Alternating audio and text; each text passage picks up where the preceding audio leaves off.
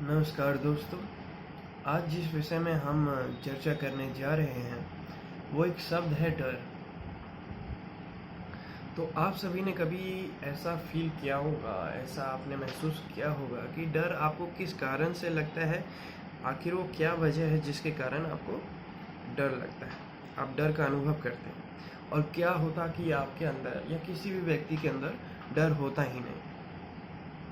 तो ये जो ढांचा है किसी भी भावनाओं का, एक मन इंसान के प्रति, ये किस प्रकार से इसका निर्माण हुआ है, जो स्ट्रक्चर है फीलिंग्स का एक इंसान के अंदर, तो उसका बनावट कैसा है वो आप ज़रा सोचिए कि एक व्यक्ति को डर क्यों लगता है।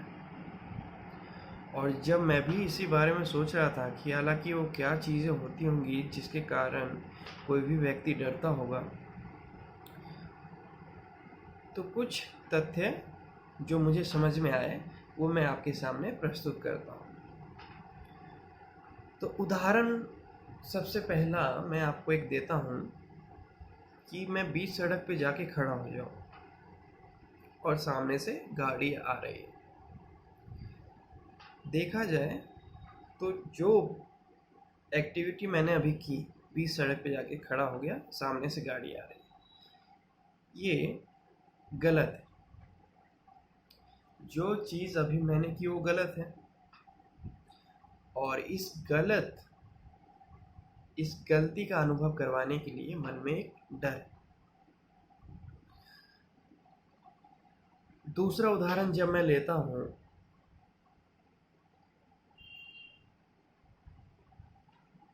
कि मेरी परीक्षा है और मैंने पढ़ाई कुछ नहीं की, मेरी तैयारी बिल्कुल शून्य है, बिल्कुल भी नहीं पढ़ा। अब मुझे डर लगेगा, मैं नहीं पढ़ा, मेरी परीक्षा थी वो गलत है, क्यों नहीं पढ़ा, पढ़ना चाहिए था। तो जब परीक्षा थी, मैं नहीं पढ़ पाया, मैंने गलती की, मेरे अंदर अब एक डर है। तीसरा उदाहरण ले लेते हैं। मैं किसी से झूठ बोलता हूँ, झूठ बोल के उसकी कोई सी चीज़ मैं हड़प लेता हूँ, गलत किया मैंने। अब क्योंकि मैंने झूठ बोला तो पकड़े जाने का डर है, किया मैंने गलत, क्योंकि मैंने गलत किया तो पकड़े जाने का डर है। इस प्रकार से गलती की मैंने तो फिर उसका अनुभव मुझे डर से हुआ। चौथा उदाहरण ले लेते हैं कि मैं आधी रात को जंगल में जा रहा हूँ और जब मैं आधी रात को जंगल में जाता हूँ तो मुझे डर का अनुभव होता है, क्योंकि वो भी गलत है। जब हम बात करें इंसान के बनावट की, तो इंसान की जो आँखें हैं वो इस प्रकार से बनी हुई हैं कि उसको दिन में सब कुछ दिखता है, लेकिन रात को उस प्रकार से नहीं दिख पाता जिस प्रकार से उसे दिन में सब कुछ साफ दिखता है। तो अंधेरे में हमें देखना थोड़ा मुश्किल है आसपास की चीज़ों को। और जब भी हमें ये प्रतीक होता है, हमारे मस्तिष्क को ये प्रतीक होता है कि आसपास की चीज़ें हमसे फैमिलियर नहीं हो पा रही हैं, हम उस इन्वायरमेंट में फैमिलियर नहीं हो पा रहे हैं, उस पर्यावरण में घुल मिल नहीं पा रहे हैं, तो मस्तिष्क जो ब्रेन है वो थोड़ा सचेत हो जाता है, थोड़ा कॉन्शियस हो जाता है, थोड़ा प्रेजेंट कर लेता है अपने आप को कि आपको थोड़ा एक्टिव रहना है उस एरिया में। और जब एक्टिव रहना होता है तो एक प्रकार का डर मन में आता है कि आसपास में कुछ है तो नहीं। तो इस प्रकार से मन सचेत करता है कि आप थोड़ा एक्टिव रहें। तो रात को जंगल में जाना भी गलत हुआ, क्योंकि हमारे आंखें उस प्रकार से बनी नहीं। हालांकि इन्वेंशन को छोड़ के मैं बता रहा हूँ कि इन्वेंशन तो हमने कर लिया है, अब लाइट टॉर्च साथ में लेके जा सकते हैं, बट उन सबको छोड़ के मैं बता रहा हूँ। तो जंगल में जाना गलत है, क्योंकि फैमिली अब नहीं है, वो हमारे लिए नहीं बना। हम दिन में जा सकते हैं लेकिन रात में जाना तो सही नहीं, क्योंकि आंखें उस प्रकार से हमारी नहीं बनी। कौन से जीव जंतु कब वहाँ मौजूद हो, हमें उसकी भी जानकारी नहीं। उस प्रकार से हमने वो गलत किया और फिर हमें डर लगा। तो क्या हम ये कह सकते हैं डर को कि डर एक ऐसी भावना है जो हमें ये एहसास दिलाए कि क्या गलत है क्या सही है? कहीं एक ऐसा फिल्टर तो नहीं है जो दोनों गलत और सही को सेपरेट कर दे कि हमें ये करना चाहिए, ये नहीं करना चाहिए, और जो नहीं करना चाहिए आप वो करते हैं तो आपके अंदर एक फीलिंग आती है, वो है डर की, जो कि ये बतलाती है कि हम कुछ गलत कर रहे हैं। ये बात कर ली हमने इसके थ्योरी की कि डर एक ऐसी फीलिंग है जो हमें यह एहसास दिलाती है कि क्या सही है क्या गलत है, क्या करना चाहिए क्या नहीं करना चाहिए। दिमाग को समझ में आ जाता है कि क्या सही है और क्या गलत है। अब हर थ्योरी की तरह इसके भी एक्सेप्शंस हो सकते हैं, तो मैं इसके एक्सेप्शंस ही सोच रहा था। एक दो मुझे आए और मैंने उसको भी इसके अंदर फिट करने का सोचा कि कैसे ये एक्सेप्शन भी इसमें आ सकते हैं। अब देख लीजिए, कोई सी भी थ्योरी हो तो 90% एग्जाम्पल उस थ्योरी में फिट हो जाते हैं और 10% जो एक्सेप्शंस हैं, जो अपवाद हैं, उसमें हमेशा रहते हैं मौजूद, चाहे वो हम किसी भी थ्योरीज पे बात करें। तो जब मैं बात करता हूँ 10% अपवाद की, 10% अपवाद की, 10% एक्सेप्शंस की, तो इसमें एक उदाहरण ले लेते हैं कि किसी व्यक्ति को नृत्य करने रंगमंच पे जाना है। रंगमंच के सामने बहुत सारे लोग मौजूद हैं। जो व्यक्ति नृत्य करेगा अभी, वो रंगमंच के पीछे है। तो जब उसको सबके सामने आना है, उसे इस बात से डर लग रहा है। हालांकि वो कुछ गलत नहीं कर रहा, वो सब सही कर रहा है। नृत्य क्योंकि अब एक प्रोफेशन बन गया है, जिसकी वजह से वो अर्निंग कर सकता है, पैसे कमा सकता है, वो एक काम बन गया है उसके लिए। तो अब वो कुछ गलत नहीं कर रहा, लेकिन डर तो उसको अभी भी लग रहा है।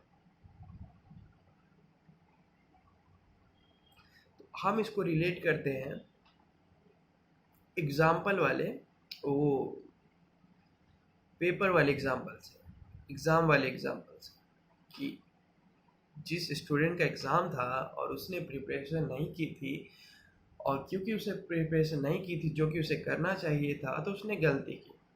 और जब उसने गलती की तो उसको फेल होने का डर अनुभव हुआ। तो उसको डर अनुभव तब हुआ जब उसने प्रैक्टिस नहीं की थी, जब वो पढ़ के नहीं किया। तो उसी को हम इसमें डाल देते हैं कि अगर ये जो व्यक्ति जो अभी नृत्य करने जा रहा है, इसकी प्रैक्टिस अगर पूरी है, इसने 50 बार, 100 बार, 150 बार, 200 बार वो प्रैक्टिस किया हुआ है, तो इसका जो कॉन्फिडेंस है वो बिल्डअप हो जाएगा। इसको अपने ऊपर एक भरोसा हो जाएगा कि इतनी बार प्रैक्टिस करने के बाद अब मैं गलती कर ही नहीं सकता। होते हैं ना, जो क्लास में कुछ बच्चे होते हैं जो पढ़ के आते हैं, जो एक ही चैप्टर का टेस्ट 6-7 बार दे चुके होते हैं, अगर उनसे पूछा जाए कि आप आज टेस्ट दे सकते हैं, तो वो बिना हिचकिचाए हाँ भर देंगे। लेकिन वहीं अगर हम पीछे वाले बच्चों की बात करें तो उन सब के मन में डर लगा रहता है और वो मना कर सकते हैं, वो मना करेंगे। तो ठीक उसी प्रकार से ये जो नृत्यक है जो अभी रंगमंच पे जा रहा है, अगर इसकी प्रैक्टिस पूरी है तो उसको डर नहीं लगेगा। लेकिन कमी है प्रैक्टिस में, उतना अच्छा नहीं कर पाया, उतनी इसने मेहनत नहीं की प्रैक्टिस में, तब इसको डर लगेगा। क्यों? क्योंकि करना चाहिए, गलत किया, प्रैक्टिस पूरी नहीं की, गलत किया। और क्योंकि पूरी प्रैक्टिस की होती इसने, तो इसको डर नहीं लगता। एक और उदाहरण ले लेते हैं। एक बच्चा है जिसको अंधेरे में बोला गया उसकी मम्मी ने, सपोज कि आपको कुछ बर्तन धोने हैं, 2 थाली धोनी है। माँ की तबीयत ठीक नहीं है तो उस बर्तन को बच्चे को उस बर्तन को धोना है अंधेरे में, वहाँ लाइट नहीं है, तो अब उस बच्चे को डर लगेगा। तो यहाँ पे तो वो कुछ गलत नहीं कर रहा, वो तो बर्तन धो रहा है, यहाँ पे गलती नहीं है, तो फिर डर क्यों लग रहा है? तो इसका एग्जाम्पल हम रिलेट कर लेते हैं उस जंगल वाले से। हमारी जो आँखों की जो संरचना है, जो जिस प्रकार की बनावट है, वो इस प्रकार से नहीं बनी कि हम रात में कुछ काम करें। रात में हम सो सकते हैं, दिन में हम काम कर सकते हैं, क्योंकि दिन में हमें सब कुछ दिखता है।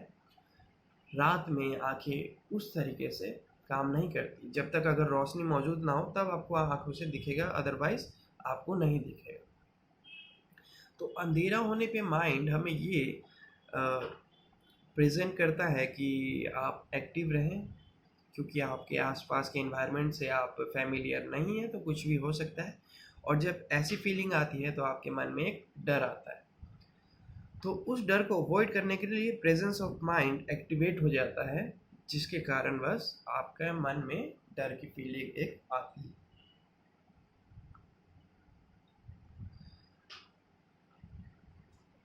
तो ये इसके दो एक्सेप्शंस थे जिसको हमने टैकल कर दिया कि डर आपको तभी लगेगा जब आप कुछ गलत कर रहे हो।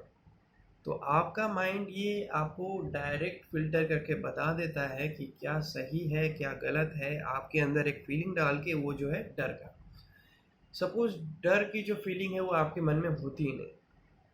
कोई भी व्यक्ति कुछ भी करता, अ,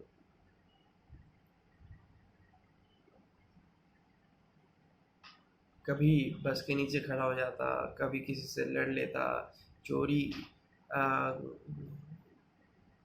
और ज़्यादा बढ़ जाती, या जितने भी ये ऐसे काम जो किसी व्यक्ति को नहीं करने चाहिए क्योंकि उसके मन में डर नहीं है, तो डेफिनेटली ये सारी चीज़ें बढ़ जाती।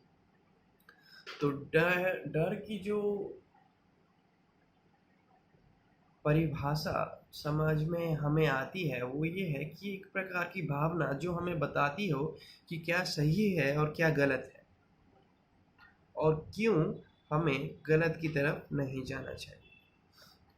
ये एक वर्ड डर से हमें पता चलता है। और कितने अच्छे से एक इंसान के अंदर ये फीलिंग रहती है कि उसको ये नहीं करना, क्योंकि उसको पता है कि अगर वो गलत करेगा तो उसके मन में डर लगेगा। और ऐसा नहीं है कि वो सोचता है, उसको खुद से लगने लगता है। तो यही था हमारा टॉपिक। आज के लिए इतना काफ़ी है। धन्यवाद।